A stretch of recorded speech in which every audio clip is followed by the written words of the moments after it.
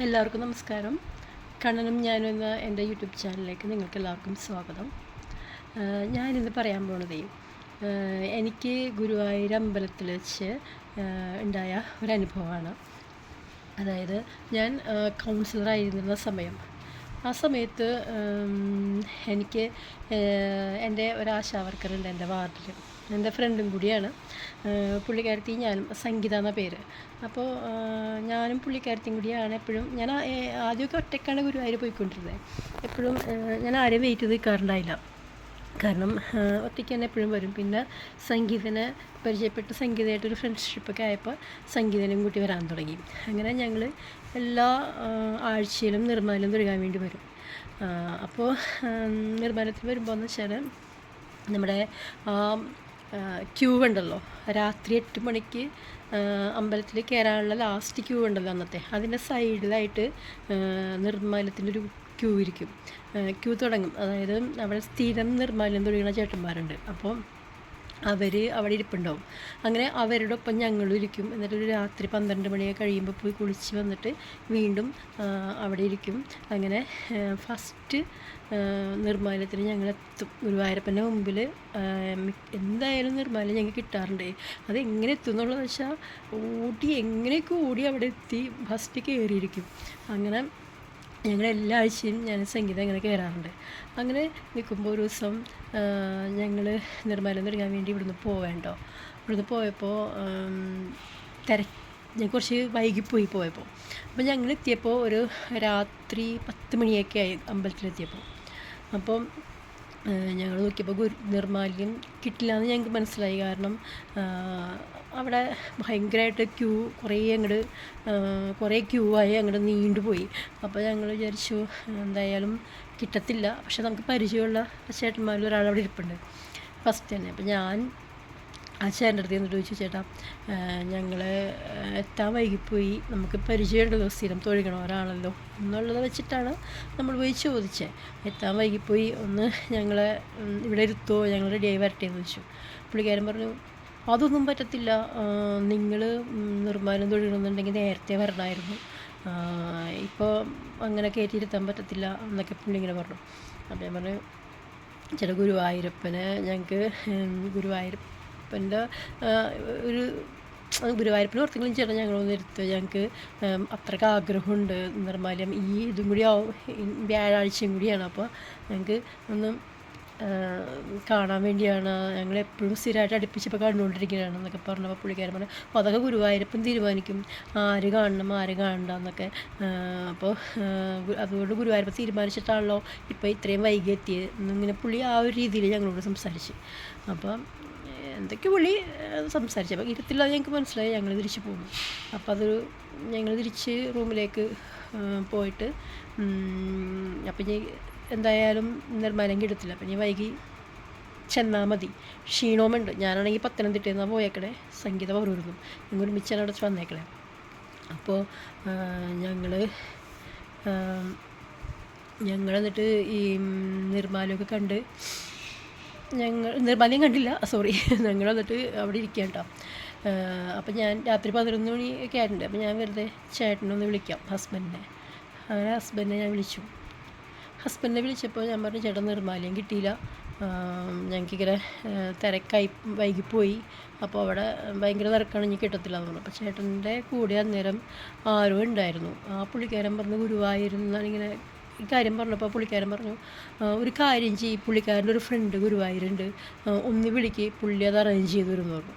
അങ്ങനെ ഞാൻ നമ്പർ വന്നു. അപ്പോൾ ഞാൻ നമ്പർ വന്നപ്പോൾ എനിക്കൊരു മടി, കാരണം രാത്രി 11 മണിക്ക് നമ്മൾ ഒരാളെ വിളിച്ചിട്ട് നാളെ നിർമ്മാല്യത്തിന് കയറ്റണം എന്നൊക്കെ പറഞ്ഞാൽ അയാൾ ഏത് രീതിയിൽ നമുക്കറിയില്ല. അത് മാത്രമല്ല അവർക്കൊരു ശല്യമായി മാറത്തില്ലേ. പകലാണെങ്കിൽ പിന്നെ നമുക്ക് ചോദിക്കാം, നമ്മളാണെങ്കിൽ ഗുരുവായൂർ ക്യൂ നിന്നാണ് കയറാറ്. അപ്പോൾ ആ ഒരു ഇത് നമുക്ക് എങ്ങനെ അവർക്കൊരു ബുദ്ധിമുട്ടാവരുന്നുള്ളത് ഓർത്ത് ഞങ്ങൾ വിളിക്കാതെ. ചേട്ടൻ പറഞ്ഞു, നീ വിളിച്ചോ, കുഴപ്പമില്ല, പുള്ളിക്കാരെ കിടന്നിട്ടുണ്ടാവില്ല, വിളിച്ചോ, ഈ ആൾ പറഞ്ഞിട്ട് വിളിക്കണമെന്ന് പറഞ്ഞാൽ മതി എന്ന് പറഞ്ഞു. അങ്ങനെ ഞാൻ വിളിച്ചു കഴിഞ്ഞപ്പോൾ പുള്ളി പറഞ്ഞു, ആരാ വിളിക്കുന്നതൊക്കെ ചോദിച്ചപ്പോൾ ഞാൻ പറഞ്ഞു, ഞാനിങ്ങനെ ഇന്ന ആൾ പറഞ്ഞിട്ട് വിളിക്കുന്നതാണ്, ഞങ്ങളിങ്ങനെ നിർമ്മാല്യം തൊഴുകാൻ വന്നതാണ്, എല്ലാ ആഴ്ചയും വരണതാണ്, ഇന്ന് ഞങ്ങൾ വൈകിപ്പോയി, ക്യൂവിൽ ഞങ്ങൾക്ക് സ്ഥലം കിട്ടിയില്ല. ഒന്ന് കുറേ ഇതാണ്. അപ്പോൾ പുള്ളി പറഞ്ഞ ഒരു കാര്യം ചെയ്യ്, നിങ്ങൾ പടിഞ്ഞാറേ നടയിൽ വെളുപ്പിന് 2:30 വരാൻ പറഞ്ഞു ഗുരുവായൂർ. അപ്പം എൻ്റെ പടിഞ്ഞാറേ നടയിൽ വെളുപ്പിന് 2:30 വരൂ, അവിടെ ഞാൻ വരാം, അപ്പോൾ കാണാമെന്ന് പറഞ്ഞു. അപ്പോൾ ഈ ആളാരാണെന്നോ എന്താണെന്നൊന്നും ഞങ്ങൾക്കറിയത്തില്ല, കണ്ടിട്ടില്ല, ആദ്യമായിട്ട് കാണുന്നതാണ്, ആദ്യമായിട്ട് വിളിക്കണതാണ്. അപ്പം ഞങ്ങൾ പറഞ്ഞു ശരി സാറേ ഞങ്ങൾ വരാമെന്ന് പറഞ്ഞു. എന്നിട്ട് ഞങ്ങൾ ഒരു 2 മണിയൊക്കെ ആയപ്പോൾ അവിടെ വന്നപ്പോൾ അമ്പലത്തിലാണെങ്കിൽ ഭയങ്കര തിരക്കാണ്. അറിയാലോ ഗുരുവായൂരമ്പലത്തിൽ ക്യൂവിലായിരുന്നു നമ്മൾ പറയണ്ടല്ലോ, അത്ര തിരക്കാണ്. അപ്പം ഞങ്ങൾ പടിഞ്ഞാറ് നടക്ക് 2:30 അവിടെ പോയിരുന്നപ്പോൾ അവിടെ അങ്ങനെ ആരുമൊന്നുമില്ല. അപ്പം ഞങ്ങൾ ചോദിച്ചു ഇവിടെ വന്നിരുന്ന് ഈ ആളെ നമുക്ക് കണ്ടുപിടിക്കാൻ പറ്റുമോ, ഏതാളാണെന്ന് പോലും നമുക്കറിയത്തില്ല. അങ്ങനെ ഞങ്ങൾ അവിടെ ഇരുന്നപ്പോൾ 2 പേര് ഒരു 2:30 ആകുമ്പോൾ 2 പേര് വരുന്നു നടന്ന്. അപ്പോൾ ഞങ്ങൾക്ക് ചോദിച്ചാൽ അവരായിരിക്കും എന്ന് ഓർത്ത് ഞങ്ങളിങ്ങനെ ഡൗട്ടിലിങ്ങനെ നോക്കിയിരുന്നപ്പോൾ പുള്ളിക്കാരൻ പറഞ്ഞു ഇപ്പം എന്നെ രാത്രി വിളിച്ചതല്ലേ നിർമ്മാലം തൊഴുകാൻ. അപ്പം നമ്മൾ അതെ വരുമെന്ന് പറഞ്ഞു. അപ്പോൾ ഞങ്ങൾ എന്നിട്ട് സാറപ്പോൾ ഞങ്ങൾ ഫ്രണ്ടിലാണോ പോകേണ്ടത്, എവിടെ നിൽക്കണ്ടേന്ന് ചോദിച്ചു. പുള്ളിക്കാരൻ പറഞ്ഞു നിങ്ങൾ വരൂ എന്ന് പറഞ്ഞു. എന്നിട്ട് ഞാനും സംഗീതം ഇങ്ങനെ ഞെട്ടി നിൽക്കുക, എന്താ സംഭവിക്കണമെന്ന് അറിയാതെ. പുള്ളിക്കാരൻ ഇങ്ങനെ വന്നിട്ട് പടിഞ്ഞാറ് നടയിൽ മേൽശാന്തി വന്നേക്കുക, നട തുറക്കാനിട്ട് അമ്പലത്തിന് നട തുറന്നിട്ടില്ല. 2:30 ടൈം എന്ന് എനിക്ക് തോന്നണേ, എൻ്റെ ഓർമ്മ. അമ്പലത്തിൻ്റെ പടിഞ്ഞാറ് നടയിൽ ഒരു അപ്പുറത്തൊരു വാതിലുണ്ട്, ആ വാതിൽ മേൽശാന്തി തുറന്ന് താക്കോലായിട്ട് തുറന്ന് പുറകെ ഏതൊക്കെയോ ജീവനക്കാരും ശേഷാന്തിമാരാണെന്ന് തോന്നുന്നു, അവരും കയറി പുറകെ കയറിയിട്ട് എന്നെ സംഗീതനെയും കൂടി അകത്തേക്ക് കയറിക്കൊള്ളാൻ പറഞ്ഞു. ഞങ്ങൾക്ക് പേടിയായിട്ട് പോയ, കാരണം എന്താ സംഭവിക്കണേ എന്ന് മനസ്സിലാവില്ല. ഗുരുവായൂരപ്പനോട് ഞാനിങ്ങനെ എന്താ ഗുരുവായൂരപ്പ ഈ സംഭവിക്കണേ, എന്തൊരു മറിമായോണോ ഒന്നും മനസ്സിലാവില്ല. ഞാൻ കയറി, സംഗീതയും കയറി. ഞങ്ങൾ അപ്പോൾ മേൽശാന്തി ഗുരുവായൂരപ്പൻ്റെ നട തുറന്നിട്ടില്ല, നട തുറക്കാൻ വേണ്ടി മേൽശാന്തി ഇങ്ങനെ കയറണ്. എന്നെയും സംഗീതനെ നടുക്ക് ഭഗവാന്റെ വാതിൽ തുറക്കുമല്ലോ, അവിടെ എന്നെ പിടിച്ച് നിർത്തി. എൻ്റെ അരികിലായിട്ട് സംഗീതമുണ്ട്. ഞാൻ ഫസ്റ്റ് ഗുരുവായൂരപ്പൻ്റെ നട തുറന്നപ്പോൾ ഞാൻ ശരിക്കും പറഞ്ഞാൽ കരഞ്ഞു പോയി. കാരണം ഇത്ര ഭംഗിയായിട്ട്, കാരണം അമ്പലത്തിൽ വേറെ ആരുമില്ല, ഞങ്ങൾ മാത്രമേ ഉള്ളൂ. ബാക്കി ലക്ഷക്കണക്കിന് ആൾക്കാർ പുറത്ത് ക്യൂ നിൽക്കുകയാണ്. ഞങ്ങളൊരു ആരും അറിയാത്ത 2 പേര്, ഏറ്റവും സാധാരണക്കാരായ 2 പേര് ആ അമ്പലത്തിനകത്ത് ആ സമയത്ത് മേൽശാന്തിനൊപ്പം അകത്ത് ഭഗവാൻ കയറ്റിയെങ്കിൽ ഞാനതൊക്കെ ആലോചിച്ചിട്ട് ഇങ്ങനെ കണ്ണുനീരെൻ്റെ ഒഴുകിക്കൊണ്ടിരിക്കുക. ഞാനിങ്ങനെ ഗുരുവായൂരപ്പനെ കണ്ട് എനിക്കങ്ങോട്ട് സന്തോഷം സഹിക്കാൻ പറ്റില്ല. സന്തോഷം കൊണ്ടാണ് എനിക്ക് അറിയില്ല, എൻ്റെ ഇവിടെ കിടന്ന് ഇങ്ങനെ വിറയ്ക്കണ സങ്കടം വന്നിട്ടേ, സന്തോഷം കൊണ്ടുള്ളൊരു അനുഭൂതി എന്ന് പറയാം. ഹാർട്ടിൻ്റെ ഉള്ളിൽ എന്തോ കിടന്നിങ്ങനെ പെട്ട എന്താ പറയുക വൈബ്രേറ്റ് ചെയ്യണൊക്കെ പോലെ കണ്ണീനാണെങ്കിൽ ഇങ്ങനെ കണ്ണീർ ഒഴുകിക്കൊണ്ടിരിക്കാം. അവസാനം കുറച്ച് നേരം കഴിഞ്ഞപ്പോൾ നട തുറക്കണൊക്കെ ഞങ്ങൾ അവിടെ കണ്ടുകൊണ്ടിരിക്കുക. എല്ലാ ആളുകൾക്ക് കയറാനുള്ളത്, കുറേ ആൾക്കാർ ഇങ്ങനെ ഇട്ടിച്ച് കയറി ഇങ്ങനെ ഓട്ടി വരിക. അപ്പോഴേക്കും ഈ സാറ് എന്നെ അവിടെ നിന്ന് മാറ്റി നിർത്തിയിട്ട് അവിടെ VIP വരുമ്പോൾ നിർത്തുന്ന സ്ഥലമുണ്ടല്ലോ, അവിടെ കൊണ്ട് നിർത്തി. എന്നിട്ട് ഇവിടെ നിന്നോളാൻ പറഞ്ഞു. അപ്പോൾ ഞങ്ങൾ പറഞ്ഞില്ലേ ഗുരുവായൂരപ്പൻ തീരുമാനിക്കും ആര് തൊഴുകണം നിർമ്മാല്യം എന്നൊക്കെ ഉള്ളത്. ഞങ്ങളെ കയറ്റാതിരുന്ന ആളില്ലേ, അയാൾ ഓടി വന്നപ്പോൾ കണ്ടത് ഞങ്ങൾ ഇതിൻ്റെ അകത്ത് നിൽക്കണതാണ്. അപ്പോൾ ഇയാൾ ഗുരുവായൂരപ്പനെ തൊഴുകിന് ഞങ്ങളിങ്ങനെ അന്തം വിട്ട് നോക്കുക, ഇവരെന്താ ഇവിടെ, എന്ത് മറിമായോ എന്ന് പുള്ളിക്ക് മനസ്സിലാവില്ല. അപ്പം ഞാനാണെങ്കിൽ വേറൊരു മായാലോകത്ത് നിൽക്കുക, ഞാനും സംഗീതം, ഞങ്ങൾക്ക് മനസ്സിലാവുള്ളത് എന്താ സംഭവിക്കുന്നത്. അപ്പം ഞങ്ങൾ ആൾക്കാരൊക്കെ വന്നപ്പോൾ ഭയങ്കര തിരക്കായി അമ്പലത്തിനകത്ത്. അപ്പം ഞങ്ങൾ വിചാരിച്ചു എന്താ മാറാൻ പോയപ്പോൾ ഈ സാറ് പറഞ്ഞു വേണ്ട, മാറണ്ട, അവിടെ നിന്നോ, എപ്പോഴാണ് അവിടെ നിന്ന് മാറാൻ തോന്നണമെന്ന് വെച്ചാൽ അതുവരെ അവിടെ നിന്നോളാൻ പറഞ്ഞു. എനിക്കത് കേട്ടപ്പോൾ ഉണ്ടായ സന്തോഷം എന്ന് വെച്ചാൽ ഞാനിങ്ങനെ എന്തുവാ സാർ അവിടെ നിന്നോ അപ്പോൾ ഞാൻ പറഞ്ഞ ആൾക്കാരൊക്കെ വരുന്നത്, അപ്പോൾ നമ്മളിങ്ങനെ സ്ഥിരം അവിടെ നിന്ന് കഴിഞ്ഞാൽ ഇവിടെ ഉള്ളവർക്ക് ഇല്ല നമ്മളവിടെ നിന്നോ, യാതൊരു പ്രശ്നമില്ല, ഞാനല്ലേ പറഞ്ഞേ അവിടെ നിന്നോളാൻ പറഞ്ഞു. അങ്ങനെ അവിടെ നിന്നു. 2:30 ഞാൻ ഭഗവാന്റെ മുന്നിൽ നിന്നിട്ട് ഞാനെല്ലാം കണ്ടു. ഭഗവാന്റെ നിർമ്മാല്യം, ഭഗവാന്റെ ഇതൊക്കെ അഴിച്ച് മാറ്റണതും, ഭഗവാനെ എണ്ണ പുരട്ടണം, ഭഗവാനെ കുളിപ്പിക്കുക, അതിൻ്റെ പേരെന്താണെന്നൊന്നും എനിക്കറിയത്തില്ല. ഭഗവാനെ കുളിപ്പിക്കണതും വാകച്ചാർത്ത് ഇതെല്ലാം കണ്ടിട്ട് ഇതൊക്കെ കണ്ടുകൊണ്ട് ഞാനിങ്ങനെ അറിഞ്ഞുകൊണ്ടിരിക്കുക. ഇതെല്ലാം കണ്ട് അവസാനം പിന്നെ നട അടക്കും. നട അടയ്ക്കുമ്പോഴും ഞാൻ അവിടെ തന്നെ നിൽക്കുക. എന്നിട്ട് പിന്നെ ഭഗവാനെ അഴിയിച്ചൊരുക്കിയിട്ടാണ് നട തുറന്നു രാവിലെ. അപ്പോഴും ഞാൻ അവിടെ ഉണ്ട്. ഫസ്റ്റ് കണ്ടത് ഞങ്ങളാണ് ഭഗവാനെ. അപ്പോഴും നട തുറന്നു. അപ്പോൾ എനിക്ക് തോന്നുന്നു ഒരു 2:30 കയറിയ ഞാൻ ഭഗവാന്റെ മുന്നിൽ നിന്ന് ഇറങ്ങിയത് ഒരു 5 മണിക്കായിട്ടാണ് തോന്നുന്നത്. അപ്പോഴാണ് നട തുറക്കണം എൻ്റെ ഒരു ഓർമ്മ, എനിക്കൊന്നും ഓർമ്മയില്ല. അപ്പം അതുവരെ ഞാൻ ഭഗവാന്റെ മുമ്പിൽ നിന്ന് എൻ്റെ ഇങ്ങനെ കണ്ണീരൊഴുക്കൊണ്ടിരിക്കുക. എനിക്കറിയില്ല എന്തോ സന്തോഷ അനുഭൂതിയാണോ എനിക്കറിയില്ല, എന്താണെന്ന് എനിക്ക് പറയാനറിയില്ല. അതേപോലെ ഞാനവിടെ നിൽക്കുക. അപ്പോൾ നട തുറന്നു കഴിഞ്ഞപ്പോൾ പുള്ളി പറഞ്ഞു മതിയിലെ ഇത്രയും കണ്ടത്. അപ്പോൾ ഞാൻ പറഞ്ഞു മതി. ഞാനിങ്ങനെ കരഞ്ഞുകൊണ്ടിരിക്കുക. പുള്ളി പറഞ്ഞേ ഞങ്ങൾ വിളിച്ചിട്ട് പറഞ്ഞു ഇത്രമാത്രം എന്താണ് സങ്കടം, ഇതേപോലെ 2:30 വന്ന് നിന്നപ്പോൾ തുടങ്ങിയുള്ള കരച്ചിലാണ്. എന്താ ഇത്ര വലിയ സങ്കടം, എപ്പോഴും ഇങ്ങനെ ഗുരുവായൂർ വരണമെന്ന് പറഞ്ഞല്ലോ, എന്താ ഇത്ര വലിയ സങ്കടം എന്ന് ചോദിച്ചു. അപ്പോൾ ഞാൻ പറഞ്ഞു സങ്കടമൊന്നുമില്ല, സന്തോഷമേ ഉള്ളൂ. സന്തോഷം കൊണ്ടാണ് കരയണേ ഗുരുവായൂരപ്പനെ കണ്ടാൽ.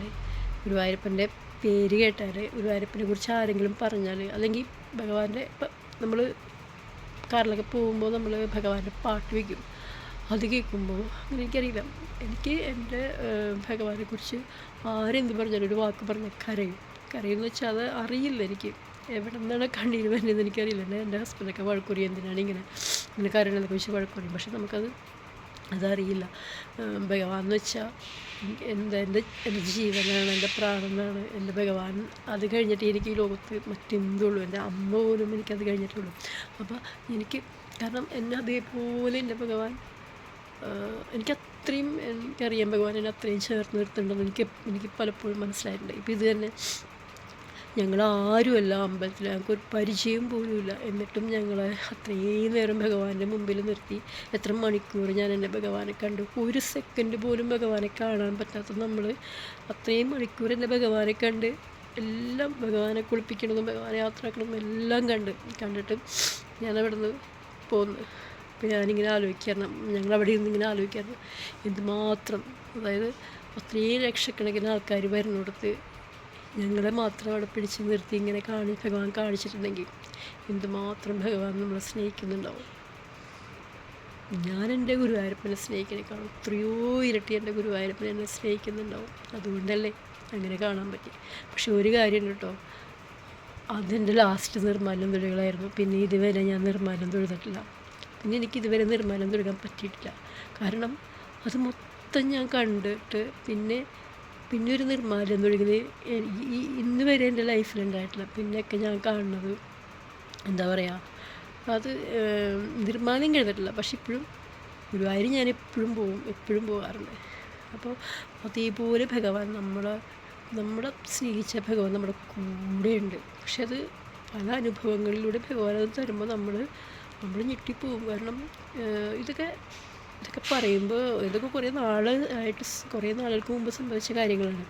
ഇതൊന്നും ഞാൻ ഇതുവരെ പറഞ്ഞിട്ടില്ല. പക്ഷെ ഇപ്പം ഞാൻ ഈ ഒരു യൂട്യൂബ് ചാനലിലൂടെ ഇതൊക്കെ പറയുന്നത് എന്ന് വെച്ചാൽ ഇത് കേട്ടിട്ട്, അതായത് ഭഗവാന്റെ ഈ അനുഭവങ്ങളിലെ ഓരോ ഭക്തർക്ക്, ഭഗവാനെ ജീവനെ പോലെ സ്നേഹിക്കുന്നവർക്ക് ഭഗവാൻ കൊടുക്കുന്ന അനുഭവങ്ങളുണ്ടല്ലോ, ഇങ്ങനെയുള്ള അനുഭവങ്ങളൊക്കെ ഓരോരുത്തർ പറയുമ്പോൾ അത് കേട്ടിട്ടെങ്കിലും ഭഗവാനോട് ഒരാളുടെ മനസ്സ് മാറി ഭഗവാനിലേക്ക് അടുക്കുകയാണെങ്കിൽ അത് തന്നെയല്ലേ നമ്മുടെ ഏറ്റവും വലിയ പുണ്യം. ഒരാളെങ്കിലും ഭഗവാൻ ആത്മാർത്ഥമായി സ്നേഹിക്കുകയാണെങ്കിൽ അത് തന്നെ എൻ്റെ ഏറ്റവും വലിയ പുണ്യം എന്ന് വിചാരിച്ചിട്ടാണ് ഞാനിതൊക്കെ പറയണത്.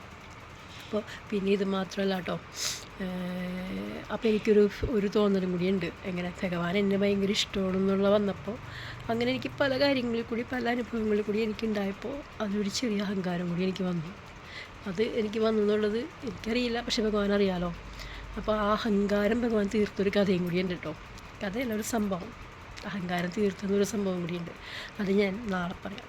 അപ്പോൾ ഇപ്പം ഞാൻ ഈ പറഞ്ഞ കാര്യങ്ങൾ നിങ്ങൾക്ക് എല്ലാവർക്കും മനസ്സിൽ തട്ടിയിട്ടുണ്ടെങ്കിൽ, ഇഷ്ടമായിട്ടുണ്ടെങ്കിൽ തീർച്ചയായിട്ടും സപ്പോർട്ട് ചെയ്യണേ. എന്താ പറയുക, എല്ലാവരും ഒരു ലൈക്കും കമൻറ്റൊക്കെ ചെയ്യണം. അതേപോലെ തന്നെ നിങ്ങൾക്ക് ഗുരുവായൂരപ്പൻ്റെ ഇതേപോലെ എന്തെങ്കിലുമൊക്കെ അനുഭവം ഉണ്ടായിട്ടുണ്ടെങ്കിൽ എന്നോടൊപ്പം ഷെയർ ചെയ്യണേ. അപ്പോൾ എല്ലാവരെയും ഗുരുവായൂരപ്പൻ രക്ഷിക്കട്ടെ. പൊന്നു ഗുരുവായൂരപ്പൻ എല്ലാവരെയും അനുഗ്രഹിക്കട്ടെ, രക്ഷിക്കട്ടെ എന്ന് പ്രാർത്ഥിക്കുന്നു. നന്ദി.